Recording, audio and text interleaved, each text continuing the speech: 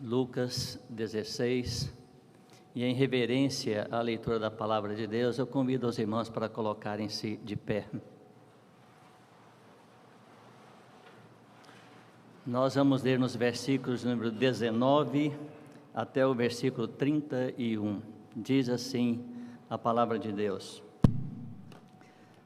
Ora, havia certo homem rico que se vestia de púrpura e de linho finíssimo, e que todos os dias se regalava esplendidamente. Havia também certo mendigo, chamado Lázaro, coberto de chagas, que jazia à porta daquele, e desejava alimentar-se das migalhas que caíam da mesa do rico, e até os cães vinham lamber-lhes as úlceras. Aconteceu morrer o mendigo e ser levado pelos anjos para o seio de Abraão. Morreu também o rico e foi sepultado. No inferno, estando em tormentos, levantou os olhos e viu ao longe a Abraão e Lázaro no seu seio. Então, clamando, disse: Pai Abraão, tem misericórdia de mim, e manda a Lázaro que molhe em água a ponta do dedo e me refresque a língua, porque estou atormentado nesta chama. Disse, porém, Abraão: Filho, lembra-te de que recebeste os teus bens em tua vida, e Lázaro igualmente os males. Agora, porém, aqui ele está consolado, tu em tormentos. E além disso, além de tudo, está posto um grande abismo entre nós e vós, de sorte que os que querem passar daqui para vós outros não podem, e nem os de lá passar para nós. Então replicou: Pai, eu te imploro que o mandes à minha casa paterna, porque tenho 5 irmãos, para que lhes dê testemunho, a fim de não virem também para este lugar de tormento. Respondeu Abraão: Eles têm Moisés e os profetas, ouçam-nos. Mas ele insistiu: Não, pai Abraão, se alguém dentre os mortos for ter com eles, arrepender-se-ão. Abraão, porém, lhe respondeu: Se não ouvem a Moisés e os profetas, tampouco se deixarão persuadir, ainda que ressuscite alguém dentre os mortos. Vamos orar. Pai, ó Deus bendito, Deus santíssimo, abre, ó Senhor, os olhos da nossa alma, para que possamos os contemplar, para que possamos ver, ó Deus, as lições que esse texto tem para cada um de nós nesta noite. Que o Teu Espírito Santo, ó Deus, esteja agora nos ensinando a Tua palavra. Que possamos sentir, ó Deus, dentro deste lugar, nesta noite, o mover do Teu Espírito Santo, Pai. Faça isto, ó Deus, e tudo seja, Pai, para a glória do Senhor, para a glória do Teu nome. É a nossa oração, a nossa súplica, ó Deus, em nome do Deus Filho, nosso Senhor Jesus Cristo. Amém, Senhor. Amém, Pai. Podem sentar, irmãos, por favor. Permaneçam com as suas Bíblias abertas aí no nosso texto, porque nós vamos acompanhando aqui, conferindo cada parte da mensagem desta noite. Quais as pessoas que faziam parte do auditório do nosso Senhor Jesus Cristo, quando ele narrou esta parábola, ou melhor, quando ele narrou as 2 parábolas que estão no capítulo 16 daqui do Evangelho de Lucas? O primeiro grupo de pessoas que participava ali naquele auditório está no versículo 1 do capítulo 16, por favor, olhem na sua Bíblia. Disse Jesus também aos discípulos, até aqui. Então nós podemos ver aqui nesse versículo primeiro, de imediato, que os discípulos estavam presentes ali naquele local, quando Jesus conta estas parábolas. Quem eram esses discípulos? Eram exatamente aqueles homens que Jesus, como Ele quis, quem Ele quis, um dia chamou para ensiná-los, e logo que Jesus fosse assunto aos céus, eles continuassem o trabalho que Jesus havia começado. continuasse a pregação do Evangelho, divulgar o Evangelho do nosso Senhor e Salvador Jesus Cristo. Mas há também um outro grupo aqui para quem o Senhor Jesus dirigiu essas parábolas aqui. Veja agora então o versículo 14, por favor. Está escrito aí assim: os fariseus, que eram avarentos, ouviam tudo isto e o ridicularizavam. Então aqui agora tem o grupo dos fariseus. Quem eram estes fariseus? Eles eram, queridos, os guardiães da lei. Eram aqueles homens que eles se gabavam por serem observadores meticulosamente da lei. E não só isso, ele também se notabilizavam por uma falsa piedade que eles exerciam, que eles julgavam ter. Além disso, esses fariseus aqui, eles eram como paradigmas de uma vida de santidade, muitas vezes, ao ponto de que o povo comum olhava para os fariseus e eles já pensavam: nunca eu vou ter condição de chegar a tal nível e ser como um fariseu, não vou dar conta.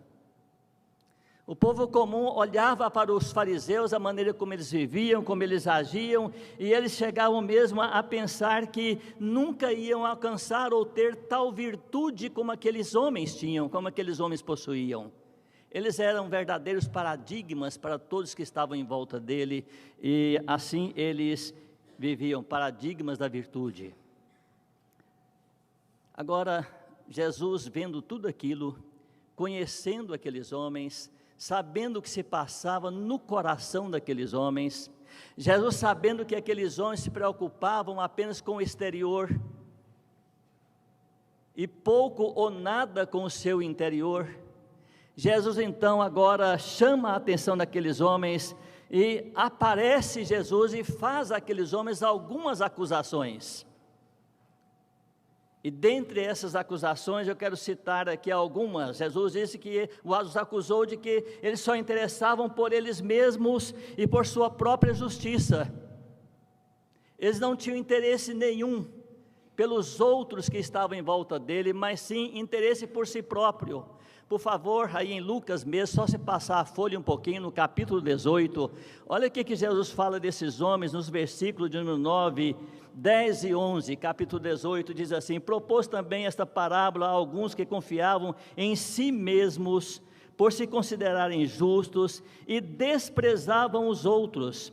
2 homens subiram ao templo com o propósito de orar, um fariseu e o outro publicano. Veja bem agora o que o fariseu fala, aí no versículo de 11, diz assim: o fariseu, posto em pé, orava de si para si mesmo desta forma: ó Deus, graças te dou porque não sou como os demais homens, roubadores, injustos, adúlteros, nem ainda como este publicano. Jejuo 2 vezes por semana e dou o dízimo de tudo quanto ganho. Eram assim os fariseus. E Jesus, sabendo disso, Jesus então faz pesadas acusações contra aqueles homens. Jesus diz que aqueles homens eram indivíduos satisfeitos com eles mesmos, se sentiam totalmente realizados com a vida que eles viviam e com o que eles faziam, e concentrando-se em suas próprias realizações, e não preocupavam com mais absolutamente nada. Nunca eles se preocupavam com o seu relacionamento com Deus, apenas com eles próprios. E as atitudes daqueles homens para com seus semelhantes eram trágicas, Os fariseus, eles viam a riqueza como uma recompensa especial pela observância meticulosa que eles faziam quanto à lei. Os fariseus viam a riqueza, a prosperidade material como sendo uma prova da justiça própria que aqueles homens tinham, e também sentiam como sendo uma aprovação de Deus aos seus atos. Eu creio, não tenho dúvida nenhuma, que é por isso que Jesus teve então que chamar a atenção daqueles homens e falar mais pesado com eles. Interessante uma coisa, queridos, que quando nós vamos lendo a palavra de Deus, nós vamos também sentindo a contemporaneidade da palavra de Deus, como ela é contemporânea com os nossos dias. Ao ver e citar aqui que aqueles fariseus sentiam que as suas posses, os seus bens materiais, à medida que crescia, à medida que aumentava, eles atribuíam isso como bênção de Deus pela vida que eles levavam.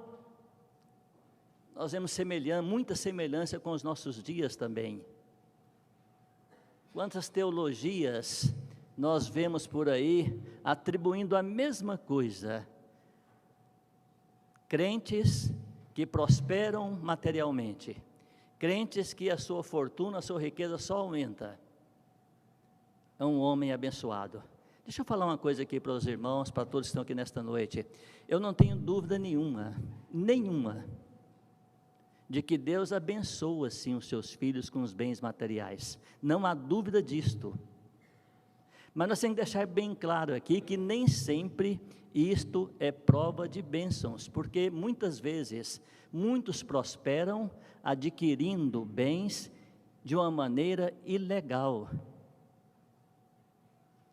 Eu estava no início da semana passada, em uma empresa aqui em Goiânia, conversando com um empresário, dono da empresa, e conversando, ele falando dos clientes dele, ele perguntou para mim assim: Alípio, você fornece material para a empresa tal, assim, para o fulano?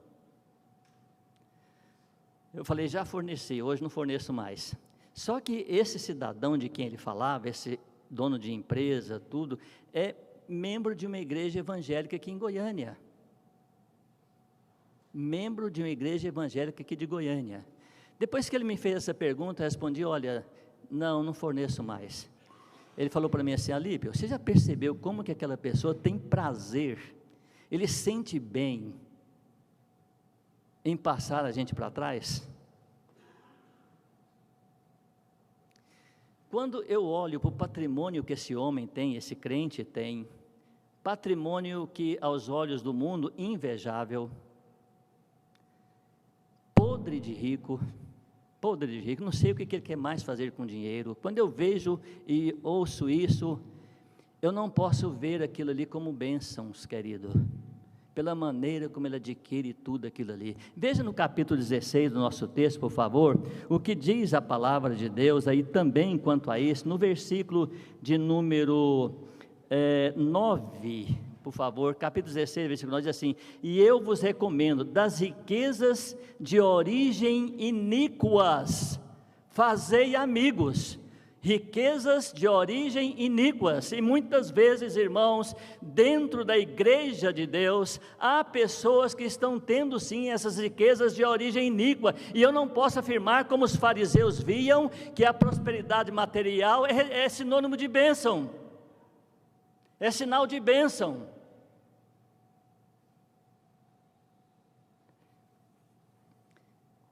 Diante desse quadro, Jesus então surpreende aquele grupo, e ele conta essa parábola que nós lemos aqui. Eu quero fazer pelo menos 3 divisões dentro dessa parábola, para que nós possamos entender bem as lições que o texto tem para nós nesta noite. A primeira delas está no versículo 19, 20 e 21 do nosso texto, Lucas 16, sempre aí. E o versículo de número 19 diz exatamente assim: ora, havia um homem rico. E o texto continua e diz para nós assim, que ele se vestia de púrpura e de linho finíssimo. E põe atenção ainda que o versículo fala: e todos os dias se regalava esplendidamente. Quando eu leio esse versículo aqui, eu posso tirar algumas lições, algumas conclusões aqui da vida que aquele homem vivia. Havia certo homem rico, e eu digo uma coisa para os irmãos aqui nesta noite: esse homem, ele não era apenas rico, ele era podre de rico. E vamos trabalhar aqui agora o contraste que esse texto traz para nós aqui, esses 3 versículos traz para nós, entre esse homem rico e um mendigo que estava à sua porta. Mas o versículo de número 19 ainda diz mais: ele se vestia de púrpura e de linhos finíssimo. Para quem não sabe aqui, eu quero dar uma explicação rápida. Púrpuras aqui, irmãos, era uma tintura que era extraída de um molusco, era algo caríssimo, era algo que só a realeza usava, devido ao valor daquilo ali.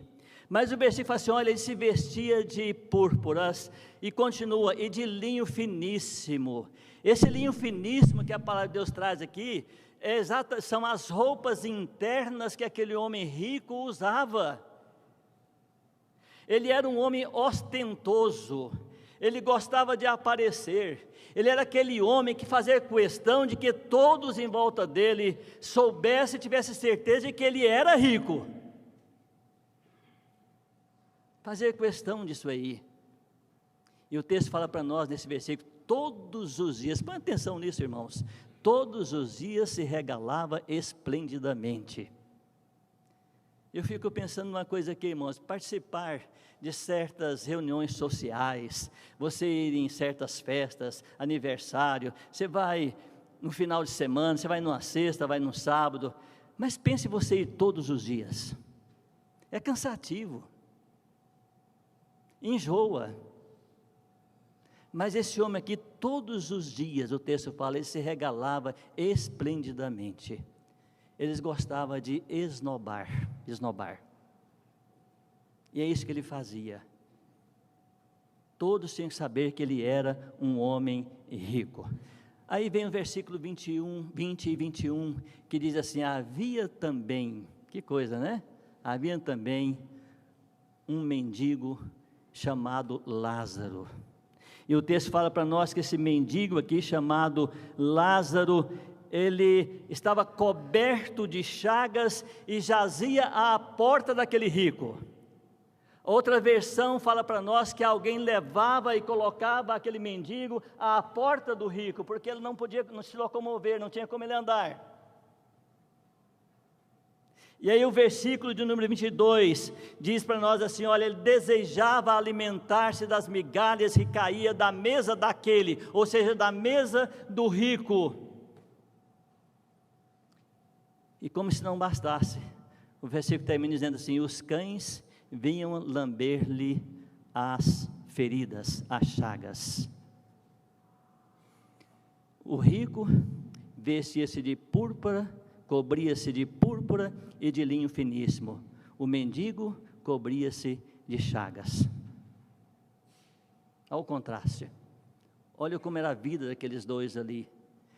Quando eu criança, eu me lembro bem, hoje eu não ouço mais essa palavra, quando alguém tinha qualquer coisa na pele, um machucado, criando aquela casca, coisas assim, alguém olhava e falava assim, isso é pereba. Hoje não usa mais a palavra pereba. Se usasse, nós podíamos dizer aqui o seguinte, que esse mendigo aqui era um perebento, cheio de perebas. Agora tem um detalhe aqui, queridos. Eu estava num PET, numa clínica de um filho meu, ele tinha que viajar e eu fui substituí-lo no sábado, não entendo nada daquilo, mas eu fui. Eu pude perceber as pessoas que levavam aqueles cachorrinhos bonitinhos para dar banho, para tosar, para perfumar, e eu fiquei observando quando as meninas, as senhoras, homens, vinham buscar os seus animais. Alguém chegava assim, olha a mamãe aqui, olha, vem aqui com a mamãe, e pegava aquele cachorrinho e beijava. Sabe de uma coisa? Esses cachorros aqui que lambiam as feridas de Lázaro, eram vira-latas. Eram aqueles cachorros magros, doentes, fedidos. Esses que lambiam as chagas de Lázaro. Até nisso, nós podemos ver o contraste que há aqui nesse texto da palavra de Deus. Mas essa era a vida presente do rico e de Lázaro. Aconteceu algo na vida dele que me chama muita atenção, algo que é comum a todos nós, É o que está no versículo 22, o versículo diz assim: aconteceu morrer Lázaro, e foi levado pelos anjos para o seio de Abraão. Olha que coisa. Só que o versículo continua e fala assim: também, essa palavra também é importante, também morreu o rico, e foi sepultado. Duas coisas eu quero destacar aqui nesse versículo aqui da palavra de Deus para nós, irmãos. A primeira delas é que algo comum para aqueles dois aconteceu. E o que aconteceu de comum para aqueles dois naquele momento, saiba a igreja nesta noite, que é comum para todos nós aqui nesta noite, todos nós que estamos aqui. Mas ali, o que é de comum que aconteceu? Foi a morte. Aconteceu morrer Lázaro, o mendigo. Foi levado pelos anjos para o seio de Abraão. Aí ele fala, também, olha aí, também morreu o rico, foi sepultado. É algo comum para todos, não adianta, ela vai chegar.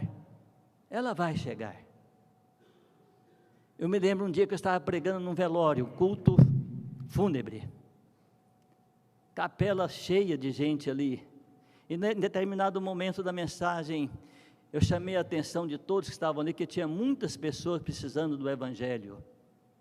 Eu disse assim para eles: olha, o próximo vai ser um de nós aqui dentro.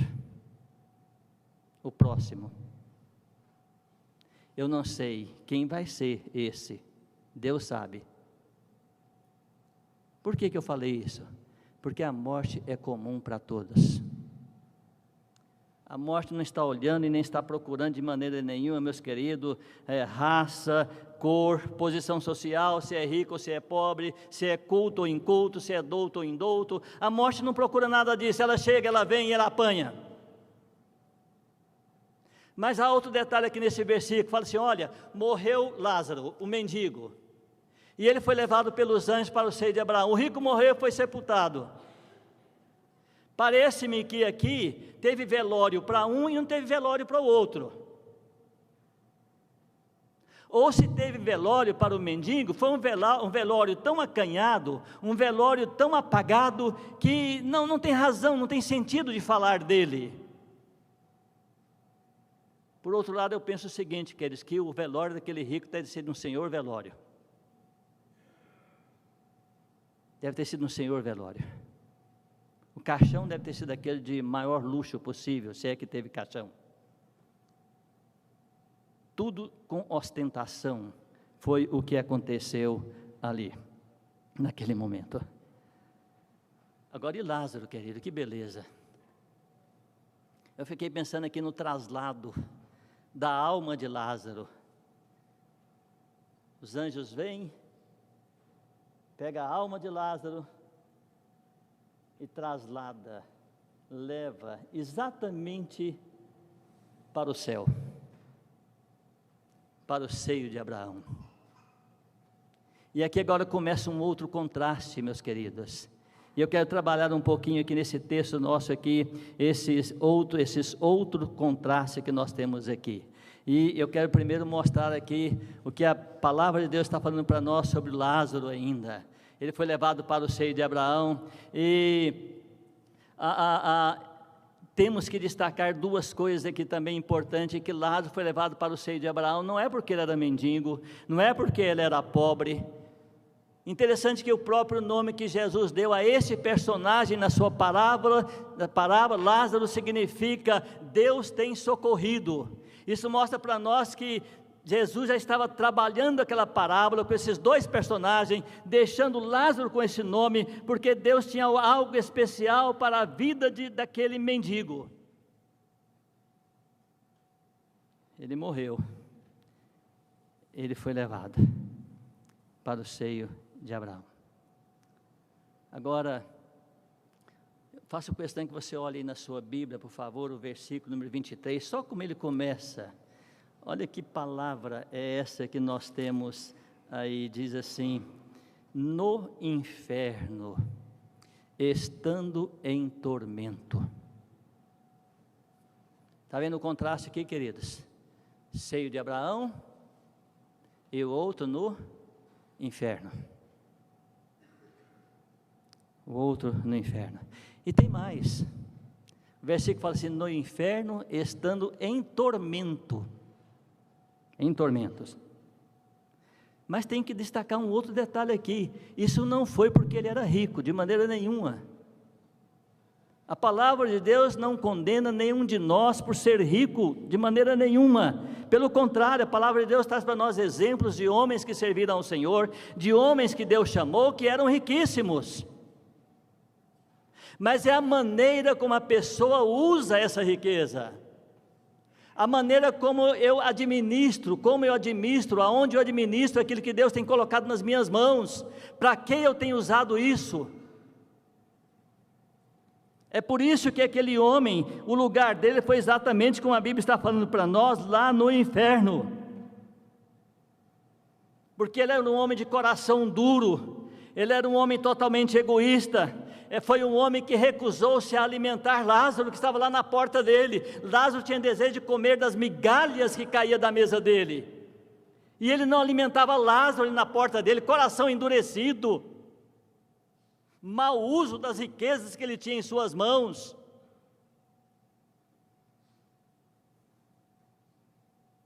E era um guardião da lei. Quando eu meditava nesse texto aqui, eu lembrei de um fariseu também que chegou a Jesus, e chegando a Jesus, ele fez uma pergunta para Jesus assim: mestre, qual é o maior de todos os mandamentos? E Jesus disse para ele: olha, o maior de todos os mandamentos é este: amarás o Senhor teu Deus de todo o teu coração, de toda a tua alma, de todo o teu pensamento. Ótimo. Eu creio que Jesus falou assim para ele assim: ô fariseuzinho, vem cá, tem mais aqui para você. Olha, o segundo mandamento, semelhante a este, é assim: amarás o teu próximo como a ti mesmo, e terás um tesouro no céu. Queridos, o próximo, mais próximo daquele rico, era exatamente Lázaro. E o guardião da lei não aplicava, não aproveitava aquela oportunidade para aplicar a lei naquele momento, na vida daquele homem que estava à sua porta. Irmãos, versículo 24 mostra para nós que, ainda que aquele lugar de tormento, e o rico continua clamando ao Senhor, e ele diz no versículo 24 assim: então clamando disse: Pai Abraão, tem misericórdia de mim, e manda a Lázaro que molhe a ponta do seu dedo em água, e refresque a minha língua, porque eu estou aqui nesse lugar atormentado, nesta chama. É bom que cada um aqui nesta noite ouça e coloque bem atenção no que a palavra de Deus está falando para nós, do que é esse lugar chamado inferno. Lugar de tormento, lugar de chama. E ainda tem muitas pessoas brincando com o pecado, brincando com o inferno.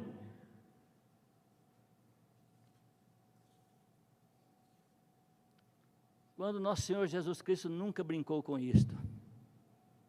Nunca brincou com isto. Lá é o rico, ele continua insistindo, ele não para aí. Versículo 25, por favor, ele diz assim: disse porém Abraão, versículo 25, isso, disse porém Abraão: filho, lembra-te de que recebeste os teus bens em tua vida, e Lázaro igualmente os males, agora porém ele está aqui, sendo consolado, e tu em tormentos. Aqui dá para nós termos uma ideia do que é céu e do que é inferno. Lázaro no seio de Abraão, consolado.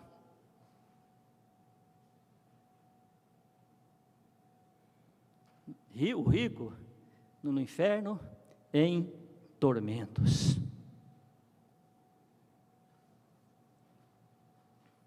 Sabe de uma coisa, irmãos? É interessante que esse versículo que nós acabamos de ler aqui agora, ele diz assim, Abraão disse para o rico assim: lembra-te que recebeste os teus bens ainda em vida, e Lázaro somente os males. Deixa eu falar uma coisa aqui para os irmãos. Tem muitas pessoas que ainda não experimentaram o novo nascimento, mas tem uma vida de bonança, fartura, tem tudo o que quer, tudo o que quer, pessoas riquíssimas, riquíssimas, e quando você vai falar de Cristo para essas pessoas, quando você fala do céu para essas pessoas, eles olham para a gente com a cara bem limpa e falam assim: o que é isso, rapaz? Isso não existe, o céu é aqui, eu tenho tudo aqui. O céu é aqui. Aquele rico, para ele, o céu era lá na casa dele. O céu era a vida que ele vivia. Aquilo era o céu. E ele não levou a sério aquilo que Cristo ensinava e aquilo que Cristo falava. Assim como, quando você está em tormento, quando você está passando por angústias aqui na terra, quando você está passando por aflições, quando você está enfrentando situações das mais difíceis possíveis que ser humano nenhum gostaria de passar, às vezes alguém fala assim: isso aqui é um inferno. Saiba de uma coisa, não é, o inferno não é aqui, porque no inferno a igreja de Deus não vai estar lá. E a igreja de Deus está aqui nesse mundo, então aqui também não é o inferno. E Jesus está mostrando aqui para aquele rico exatamente isto para ele. Agora ele está aqui consolado, você está em tormento. E aí o rico continua insistindo com Deus, continua falando com o Senhor. E veja aí, por favor, na sua Bíblia, o que ele fala no versículo 26, que isso é muito importante para nós aprendermos aqui nesta noite. E além de tudo, está posto um grande abismo entre nós e vós, de tal maneira que os que estão daí não podem passar para cá, e os que estão de cá não podem passar para lá. Um grande abismo entre nós e vós.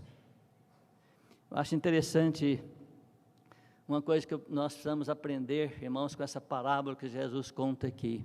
Primeiro, a morte é certa. Segunda coisa, os destinos são certos, é um ou outro. Terceiro, depois da morte ninguém pode mudar de lugar. Ninguém muda de lugar, não consegue. E então o rico continua ainda arguindo com Abraão, e no versículo número 27 ele fala: então replicou: pai, eu te imploro que o mandes à minha casa paterna, porque tenho 5 irmãos, para que eles dê testemunho, a fim de não virem também para este lugar de tormento. Irmãos, eu quero tirar 2 lições aqui desses versículos que nós estamos trabalhando aqui agora. Se o destino da nossa alma é certo, eles são diferentes, é um ou outro. Se nós sabemos que o destino da nossa alma é imediato, então eu posso aprender aqui nesse texto que a minha alma após morte, a sua alma após a morte, não vai ficar vagueando, errante de um lugar para outro, aguardando o dia da ressurreição, de maneira nenhuma. E vou dizer mais uma coisa, esse texto nos ensina aqui que não existe o tal do purgatório. O purgatório é exatamente aquele lugar que falam, que é um lugar de purificação da alma da pessoa, do falecido, antes dela ser admitida na bem-aventurança. Aí o que acontece? Ele morre, vem daqui 7 dias a primeira missa, 14 dias a segunda missa, 21 dias a terceira missa, e vai assim por diante, até que essa alma seja purificada e ela possa sair do purgatório. Não, queridos. A palavra de Deus não ensina isso. Não está registrado aqui, em lugar nenhum. Segunda coisa, lição, também não existe reencarnação. O que é reencarnação? Ensinam que é a volta da alma ou espírito a uma vida corpórea, só que em outro corpo, especialmente formado para aquela alma e que não tem nada a ver com o primeiro corpo. E essa reencarnação vai acontecendo, até que esta alma chegue à perfeição. E para alcançar essa perfeição, ele tem que sofrer todas as vicissitudes da vida aqui neste mundo. E só através da reencarnação se prova a justiça e bondade de Deus. Mas não é isso que a Bíblia ensina, queridas. Lázaro foi para o seio de Abraão. O rico foi para onde, irmãos? Inferno. Vocês estão com medo de falar a palavra inferno? O rico foi para onde, irmãos? Inferno. Foi para lá. Eu quero encerrar a mensagem nossa essa noite, fazendo aqui 4 aplicações desse texto aqui da palavra de Deus. A primeira aplicação é esta: todos vamos morrer, o destino da alma é imediato e, além disso, o endereço é certo. Ok? Tudo aí está certinho. A aplicação é esta: sabendo disto, como você tem se preparado para este dia? Como você tem se preparado para este dia? Você pensa em deixar isso para depois? Não está na hora de eu pensar nisso? Quem sabe os jovens que nos escutam aqui nesta noite, adolescentes que nos escutam aqui nesta noite, os mais novos que estão aqui nesta noite, que estão com todo o vigor ainda da vida, está pensando em deixar isso para depois? Ainda está cedo para eu pensar nisso, e vai deixando passar. Mas tem outras pessoas que reagem a isso de uma maneira diferente, reagem a isso com irritação. Você chega e começa a falar para essa pessoa de Jesus Cristo, falar do céu para essa pessoa, você fala da morte para essa pessoa, principalmente quando você fala da morte, ele se irrita e fala assim: Alípio, tantos assuntos bons para conversar, rapaz, você vem falar de morte, vamos mudar de assunto, pare com isso.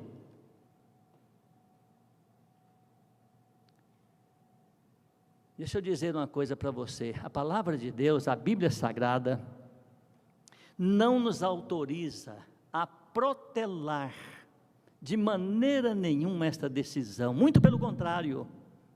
Há mais de um versículo na Bíblia com os mesmos dizeres. Eu vou citar apenas um deles, que está em Hebreus capítulo 4, versículo número 7, que diz assim: hoje, se ouvirdes a minha voz, não endureçais o vosso coração. Segunda aplicação: sabendo que o céu não é aqui, e que o inferno também não é aqui, o que te leva a pensar nesta noite sobre esses dois lugares?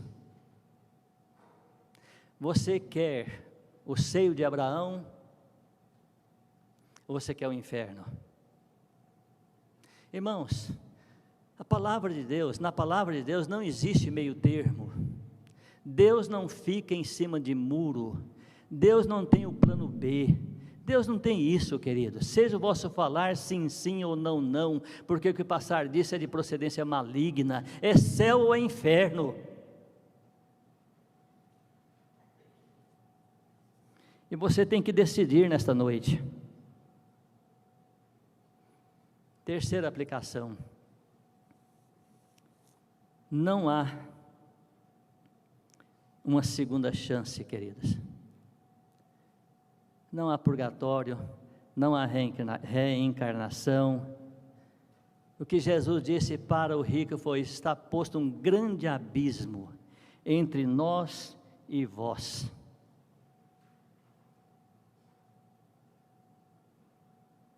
E tem mais: Nenhum de nós aqui pode dar nenhuma chance para Deus, como a vez a gente ouve aí, dá uma chance para Deus, aceita Jesus. Não, irmãos, é Deus que nos dá a chance. Você ouvir a palavra de Deus nessa noite, você ouvir o recado que Ele tem nesta noite para o seu coração, é Ele te dando chance.